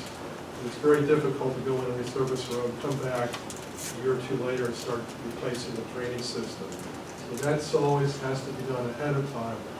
Also now, with the ADA laws, if you touch a roadway, you have to bring all the intersections up to compliance with the ADA standards, with accessible crosswalks and ramps. So we have to do a lot more work to construct the background of the adjacent facilities on top of the resurfacing, which also lowers our dollar pool of what's available. We're also now, because of the interest in going forward with the complete streets, is that we have to do an assessment to add remark the road or to add bike lanes to all the roads that's part of the resurfacing project. That's the biggest way that we can implement complete streets is to come in and reconfigure the lines and the lanes to allow biking to go on those roadways. So all that goes into the program. And again, what you have here is that the index, we're not going in the right directions, the costs are going up, and it's a huge challenge to deal with that. And given what my friend Holly tells us about next year, it's going to be a really tough year from a cash standpoint. And so the question is going to be, okay, we'll just like all the other agencies will make do and try to fix things and keep them up. But at some point, we're going to have to address this issue. So what we do is get around that is there's alternative payment methodologies you can use to buy some time, which is either smooth crack sealing. You can also do like the infamous tar and chip. It's a skin coat on the road to kind of give it a longer life. People hate tar and chip roads. Can't do them in neighborhoods because people believe that the gravel and the tar gets into their homes after the roads are treated. The biking community hates them, so you go down that road and it's not a very pleasant summer time for us because people get very upset about that, saying it's not the kind of thing we want in Howard County. But we have to deal with it because the roads become unsafe if you just let them go. So we have this constant pull and tug as to where we want to go with things. So it's really it's a challenge, and to me, it's easier for us if we have somewhat predictability as to what we're going to do. We can kind of design things, but you can see the money has come up and down quite a bit over the last 10 or 15 years, again, because of the fiscal challenges that the county is in. So there is not much predictability in terms of what we have to do, so we have to adapt and adjust. And it causes a lot of issues that people aren't quite happy with. There was, way back when, one of the county executives, Mr. Nichols, wanted to deal with this problem and say, we're not going to use cash, we're going to use bonds. The county council didn't agree with that, and so there was a period of 3 or 4 years of his administration. There was no resurfacing done because of the dispute.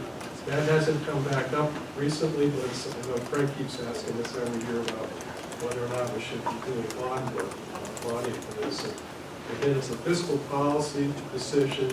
In theory, it would make sense, but again, we have just as much challenges with the bond limit term as we do with the pay-go. So The reality, I guess, if you look at what's coming up, there does not seem to be this huge window of pay-go increasing in the near future, particularly if you look at the demands, what's happening with the operating and the capital budget. So it's a challenge that we all face, and I think that historically the county's been very proud of its road system.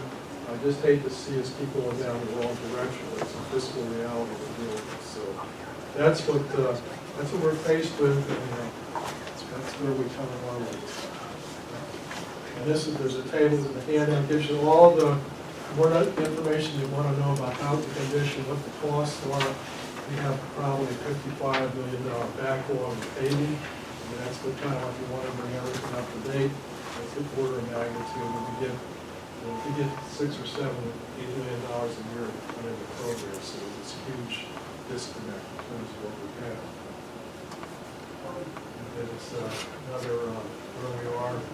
More things. It's a very kind of depressing slide for me to talk about. So not the other areas which we've spent a great deal of time is the Ellicott City, the flood recovery project. We have done, I think everyone's aware of what happened down there over the 2 floods. We have done I think it's really a state-of-the-art modeling of what can be done down into Ellicott City and tries to mitigate what happened. It's a very difficult thing to deal with from a technical standpoint.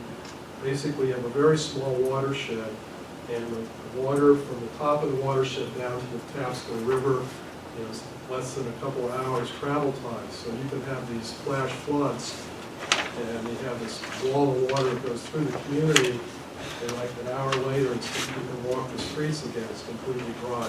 That's just the travel time. People think when we talk to outsiders, they think of out in the Midwest where we have this flooding situation that goes on for weeks or months. We tell them the canal is dry in 2 hours. It's just that people have a hard time getting their heads around it. So what we've done is we've got a really sophisticated model that's been developed to look at how it's very accurate in terms of the assessment of the area. We can model these storms with ground truth into what actually happens, so we think we have a pretty good, accurate indication of that. And what we did is we went through probably about 40 or 50 different iterations to find out, well, what about if you put these facilities in new ponds or detention centers, if you do channel improvements, and we talked about the tunnel option, we went through a lot of different things, and last year there was a plan developed. It was a 5-year, $50 million project. We also included buying 10 properties in Lower Main Street because they were just could not get the water down below what we felt was a safe situation from a public safety standpoint. We are continuing with the negotiations to buy those. There's a lot of debate about that. The new administration has asked us to go back and look at what other options are available, what other things can we do that perhaps we haven't looked at. Again, so we're in the midst of doing more iterations, more options about what to do down there. I think basically the problem is that the system is like a funnel. All the water goes through the drainage area and comes out by the Railroad Museum in a relatively small culvert that's probably not as wide as this room.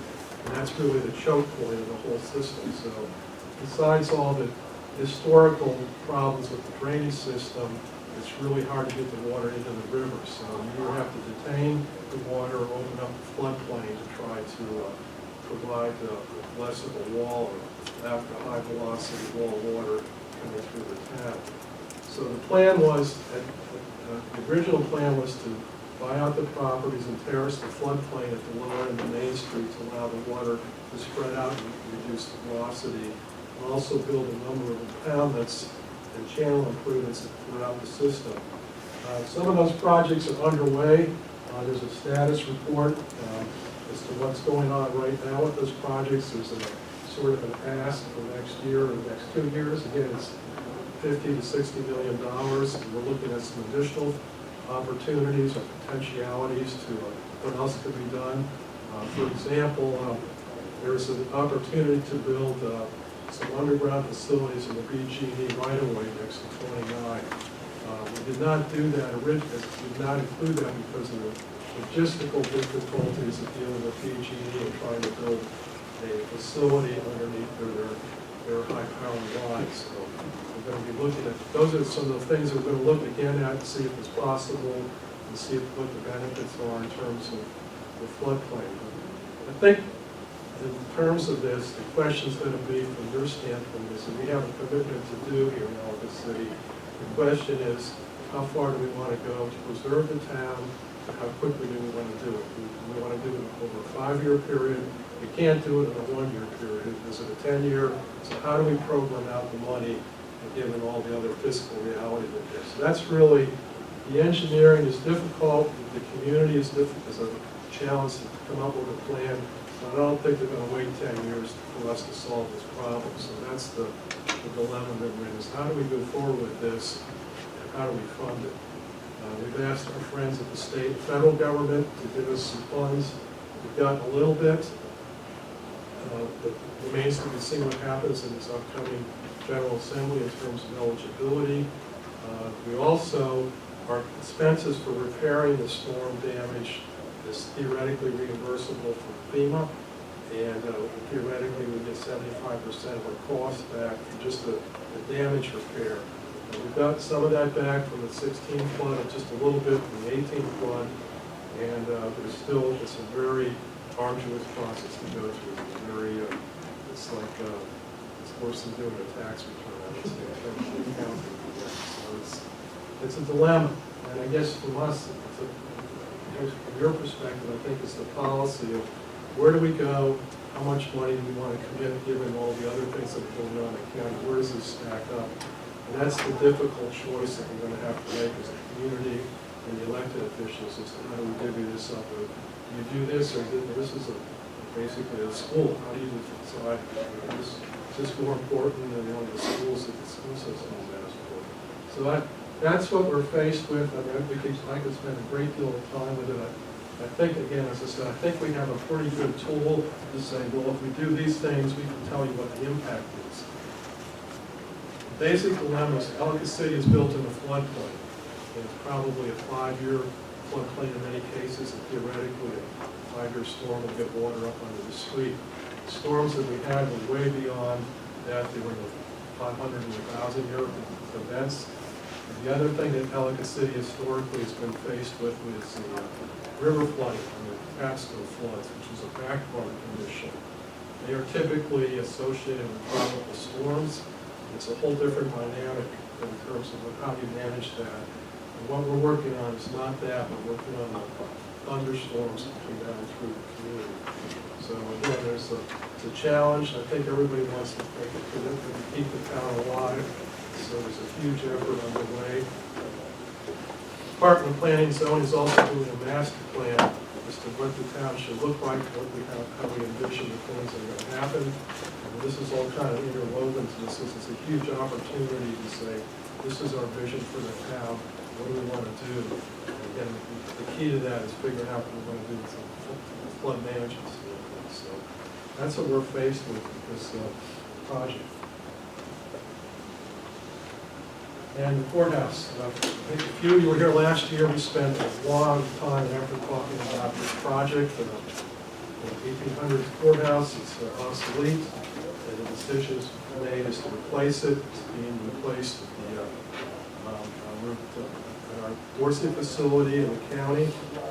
We have reached an agreement with the vendor. It's a public-private partnership, which means that we are paying some of the capital expenses. The team is going to fund part of the capital expenses. They're going to build the facility and they're going to operate it for 30 years. So we're getting into a contract for a 30-year commitment to keep that facility replaced, to keep it operational. There's some standards for how that building will operate in terms of making it basically at the end of 30 years we should be getting a relatively brand new facility in terms of its maintenance and upkeep. So it's somewhat unique process. It's the first one that we've done in the county. There are not too many courthouses that have done this in the United States. It's much more of a prevalent process around the world. It's a way of financing things. And so far it's been going really, we have a really good team that's working on the project. We're probably into the 40% of the design effort is completed at this point. The challenge that we had is the Dorsey site houses a lot of county agencies, and so we have to start tearing that building down later this spring. So we had to find a new home for a lot of people in that building, along with the Gateway facility, because of the project that's going on with economic development. So there's been a lot of real estate moves and transactions in the county, which has been a really labor of love, getting the leases in place and figuring out the logistics of moving agencies in terms of getting them in the right spot at the right time. So besides this project, there's another overlay with the leases and the moves, which are ongoing, and they have to be done this year, early this year. So that's going on too. We're probably a couple years from have this facility finished, and so far so good. Things are going on a really a good track. There's a lot of challenges to meet with this, again, because we haven't done it, so it's got a really good team to help us go through that. So it's been a really interesting effort. I'll be working with the team in finance, budget office, the judicial system, and folks in public works and working on this project. So we will have an interactive online system on our county webpages. You can monitor the progress of the project and see the activities as it gets developed. So it's really a very interesting effort for all of us in the development. I do have one question. Yes. Regarding the debt service that's paid to ESJP, is that a fixed debt service rate, or is it floating based upon LIBOR rate or whatever determined? Fixed at the time of closing. Okay. There is, the expenses for the operation, there's a CPI in there for the 30 years of operation of the debt service is fixed. Hey, Jim, is there enough space on that property for a detention center? There is. Well, I would say it could be. There's room for 2 more buildings at that site. Long term, I think our feeling is, and this is up for debate, is that perhaps all those people that are in the lease space should come back to the county facility. We can't afford to do that now, but obviously it's cheaper for the county to own a building as opposed to lease. And we have a pretty substantial amount of people that are in lease space at this point. So, again, there's two buildings. I mean, we talked a little bit about that, but that's another policy decision. I think, again, the question is that, or do you want to use it for the government operations? That's going to be one of the questions we'll have to ask. I think the other problem is I'm not so quite sure about the community has bought into this project. There was some concerns initially. We have another community meeting coming up. Basically, there were concerns about traffic, people cutting through the neighborhood, and we dealt with that. I don't think putting in jail in that neighborhood would go over too well, so there would be a huge public relations issue about trying to work that in, work through that with the communities. The existing jail is pretty isolated on 175. There's not too many neighbors immediately adjacent to it, so it's that jail siting is probably worth than a landfill siting. That's what at one time the jail was going to be built here across the street. And that didn't go over well, and probably cost one of the executives his career as an executive. So just siting is a very challenging issue with the facility.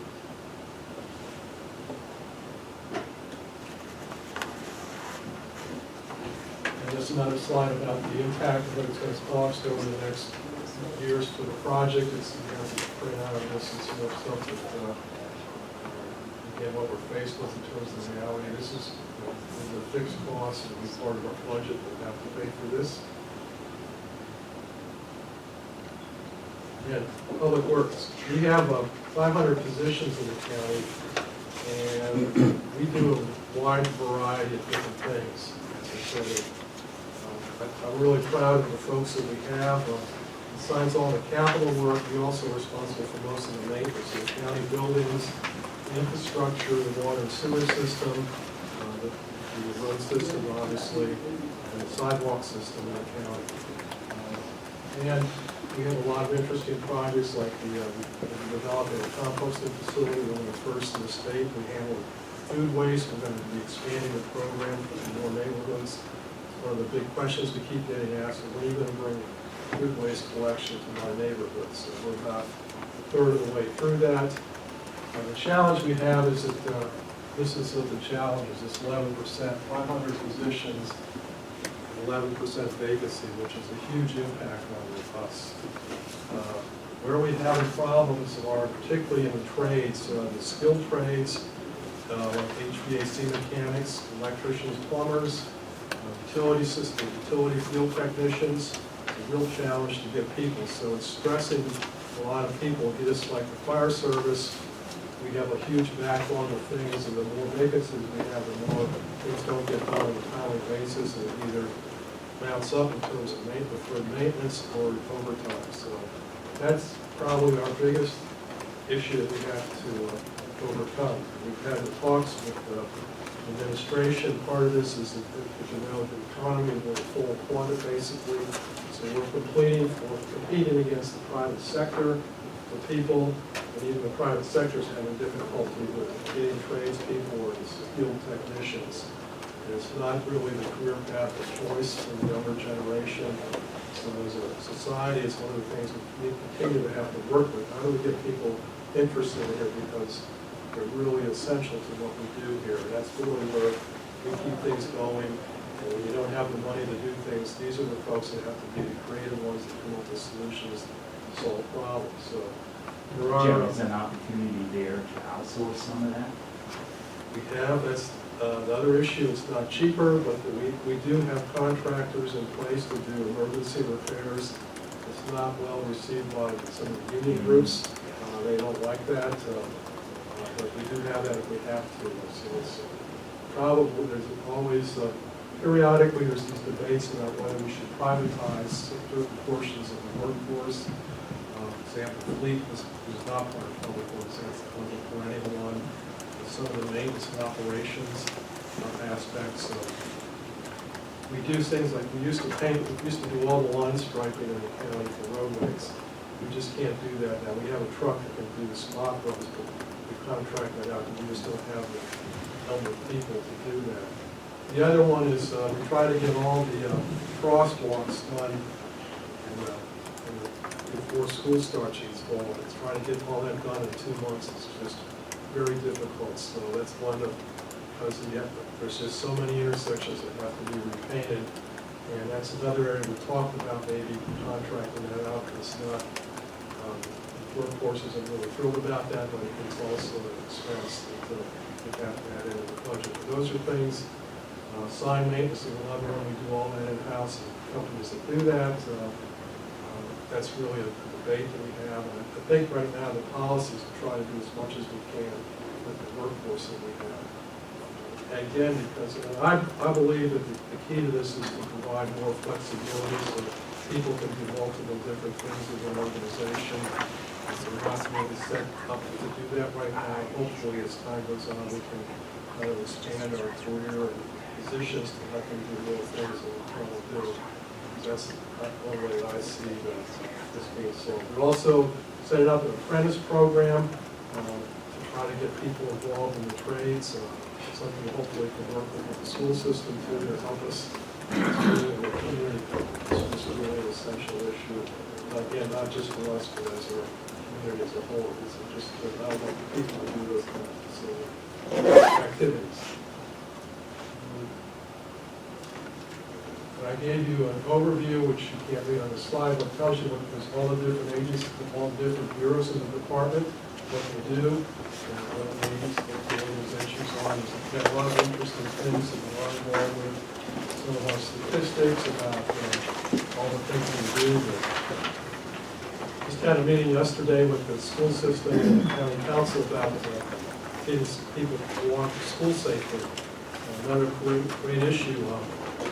People, as these new schools get built, the school gets built but not the infrastructure that feeds to the school system. So how do you get people that currently, they go to a different school to the place, you just bus everybody, which I think everybody would think that's not the greatest idea. And so the issue, where do you construct sidewalks in the community? When do you do them and how do you get them done? Sidewalks are very comfortable. They take their motherhood and apple pie, but they can be very controversial in the community, particularly because of the maintenance requirements. Also, people don't want, some people love them, some people hate them. Particularly with schools, there's issues about, we went through this at Centennial Lane last year. We constructed some new access points to get people to walk, to get on buses. Neighbors were not well received. It was like 3 months of vigorous debate because people did not want their kids walking to school because of the safety concerns. So those are all challenges in the perfect world. These are things that need to get done. To build a sidewalk in an existing community is a challenge because the sidewalk itself is pretty easy. It gets into what about the drainage that works. Many of these roads have open sections, there's no curb and gutter, and the drainage systems are deficient. So you don't like to go in and build something that theoretically come back in a few years and deal with it again. We're trying to look at a comprehensive approach. And so there's a lot, and then to build all these, you usually need to get vital easements from the property owners. And because people have their cherished shrubs and issues out in front of the roads, the mailboxes, and brick edifices that are out there next to their driveways, you have to deal with all that. Those and talk to people and sign the agreement. That takes a lot of time. We do not use eminent domain to build sidewalks. It's not until now. So some sidewalk projects go on for years trying to get right away to build it. And again, the question is, what do these older communities want to look like? We have this problem throughout the county. They were built in an earlier area, but it doesn't have all the modern infrastructure in the communities. The debate is how far do you want to go in terms of retrofitting communities for the next generation. So that's the challenge that we constantly face. Jim, if you don't mind, I mean, there were tons of good stuff and important things there for infrastructure. We may have to wrap up in 1 minute. You can, I'll have her back on topic if you're possible. Okay. We also, I gave you again some of our statistics and some of our goals for this year, so what we've done. So there's a list of accomplishments in there, what we've done, and what we're going to try to do this fiscal year too. So it's good reading again, and I appreciate the organizational chart and our budget, which is a lot of money. Thank you. Thank you, very detailed information. Very good.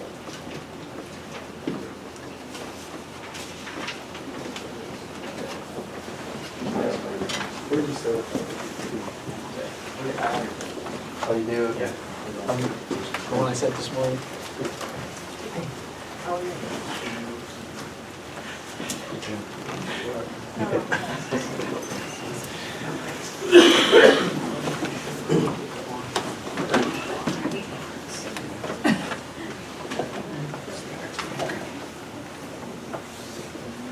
Good morning. I'm John Bird. I'm the Director of Recreation and Parks. Raul Guilherme, our Chief of Capital Projects, Park Planning and Construction, and I brought Mike Milani's our Chief of Administration, and Bill Eckert's our Budget Manager. So we ought to be able to cover any questions that you might have. So we have a lot of pictures. I know you've been in here a long time, and we'll just start going through it. So we don't have a lot of projects in the hopper this year. Blandare Park is probably our biggest ongoing project. We're in phase 3 right now. We're doing phase 3, which is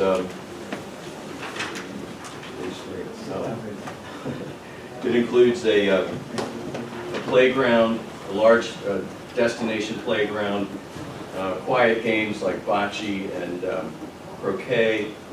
We have a restroom pavilion area, and then if we still have room after all that's done, another dog park. So that would complete this whole, well, except for this phase 6 is a athletic building that we're deferring, and we were actually thinking about doing some construction work in there to get a basketball court that the residents have been asking for. But that would almost complete the entire south section of Blandare Park. In order to start any work on the north side, we need to have this bridge constructed that's actually a public works project, and that I don't think is funded for FY20. So we're just going to defer the work on the north side for now. We're doing some internal restoration work to stabilize some buildings to keep them from deteriorating further. But that's where we are with Bland Air Park. And these are the different cost estimates that we have. But so all of this money would be deferred until we get access to the north side of the park. The next project that's ongoing is Troy. We've completed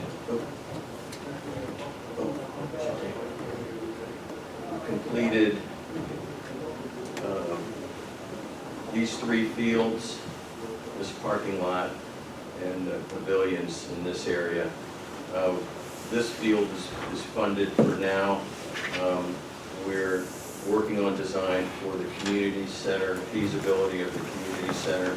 And then this parcel is not owned by the county yet, and so this side of the park will probably be deferred until we know more certainly what's going to happen with that parcel. We have a maintenance shop that's situated here that we're actually in design. We're going to be moving that over to this part of the park so that we can have more flexibility with this entire space when the time comes for development there. And these are the costs for those next phases. If you have questions along the way, feel free to jump in.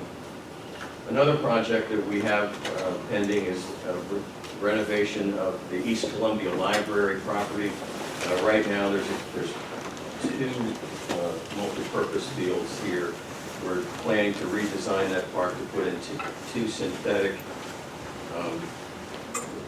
so we don't use this very often, 2 synthetic baseball diamonds with lights here that are youth diamonds. In essence, this would be a youth-oriented sports park for that part of Columbia. This is quick start tennis, then a playground, and then a pavilion, so and additional parking. What is Quick Start Tennis? It's a youth introductory type of tennis program. They play on a smaller court. It's about the same, if you're familiar with pickleball, it's about the same size as a pickleball court. And the estimation for that is about $4 million. And we have operating cost impacts as well. We get to that. Another project, this is not a funded project, but it's certainly looming on the near future, is the dredging of Centennial Lake. Milton knows what that's about. And so right now our cost estimate is in the $6 to $10 million range. It's not funded, but we do need to start focusing on how we're going to do this project within the next 5 years or so. If you look in this area, you see kind of that shaded area around this little island. That's basically that area silting up, and that's becoming a problem because what's happening, you're getting a lot of silt in the lake, and then down here by the dam, the silt's getting here, so therefore it holds less water, so that's why that whole area needs stretched, the whole lake. So the depth of the lake is probably about 12 feet shallower than it should be. And that certainly impacts the water quality and the environmental aspects of the lake. So there's a cost for that. Projects that I didn't bring pictures of, which I certainly could have, but I probably would have taken a while to take them all, is other systemic projects, our park resurfacing projects, and our historic restoration projects that are smaller scale. These are what we call heavy maintenance types of projects, replacing the surface of a playground, replacing a playground, resurfacing tennis courts and basketball courts and pathways, things like that. These projects save us a lot of operating dollars because we can, we get a new playground. It's not going to need a lot of maintenance probably for 4, 5, 6 years before we need to start supplementing the replacement with operating dollars. And we have a list of projects. It's like 3 pages long, so I know we're not going to go through them all, but examples of those are bridge replacements on pathways, fencing, basketball court refinishing, large painting projects, garden plot, planter replacements, those kinds of things that are several $1,000s, but don't have to happen very often, and saves us the daily maintenance of that. What's that? Oh, yeah, synthetic turf is another part of that systemic replacement project. We have 24 synthetic turf fields, and they have about a 10-year lifespan. And we're starting to get to the end of that lifespan on the earlier installations, so we need to start planning for that incremental replacement. And they're $800,000 or more each to replace. So we're building that into our systemic budget now, so we'll have that available when we need it. The North Laurel Pool is actually a public works facilities project, but it'll be under our jurisdiction when it's completed for operating costs. So I just put that up there as an item for discussion. That's most of our presentation. I know there's probably questions, so we'll be happy to field any of those questions. Yes, ma'am. A quick question about this one. When do you expect to have the impact on the operating budget? FY21, is that when we're expecting the pool to be open? Yes. We're going to start construction in FY20, beginning of FY20. So it takes approximately about a year to construct, so we're thinking in FY21. Going back to the dredging of the lake, is the location for the spoils that would be generated to be placed in county or out of county? And if so, is there any Corps of Engineers or any environmental decision making that needs to be? Yeah, all that's a part of that. We haven't determined where the spoils are going to be deposited. We actually, at one point when we were almost at a design phase with this, we found, I don't know how much different the volume is at this point. This was about 10 years ago. We estimated we had space around the park where we could actually do the spoils.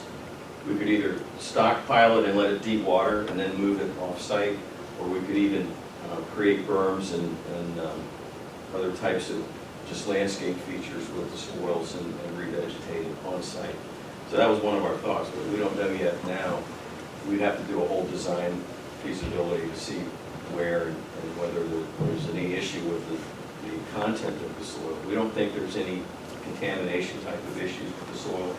It's just mostly clay and silt types of. Yes, ma'am. Are any of the other lakes in need of dredging?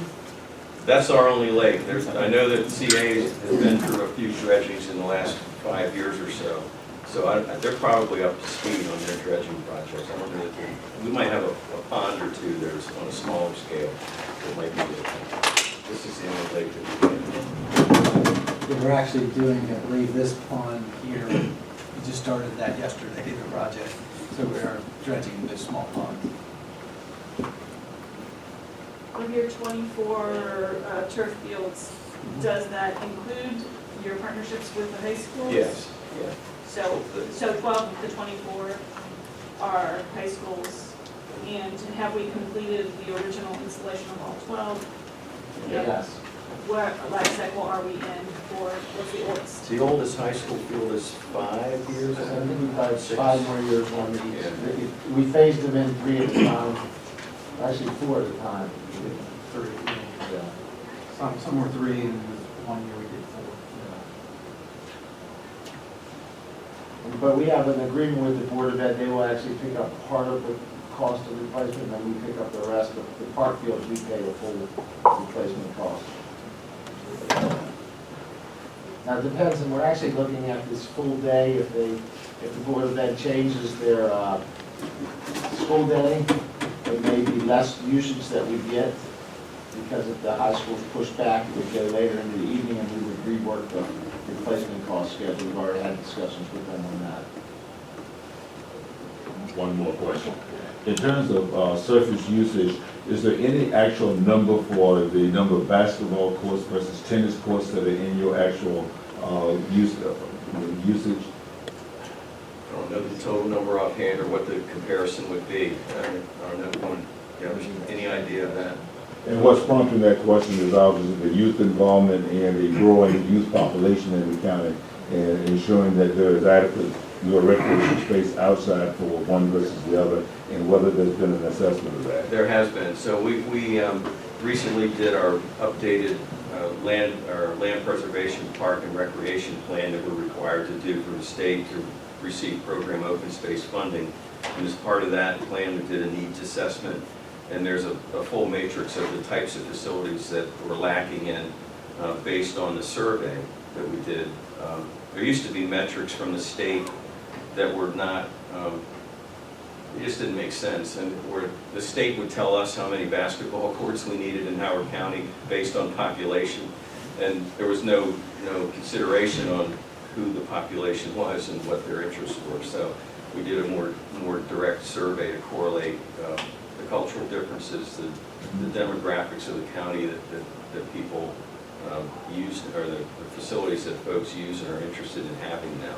Pickleball is a huge one with the aging population, and we have 3 cricket pitches now in the county, so that's another growing interest.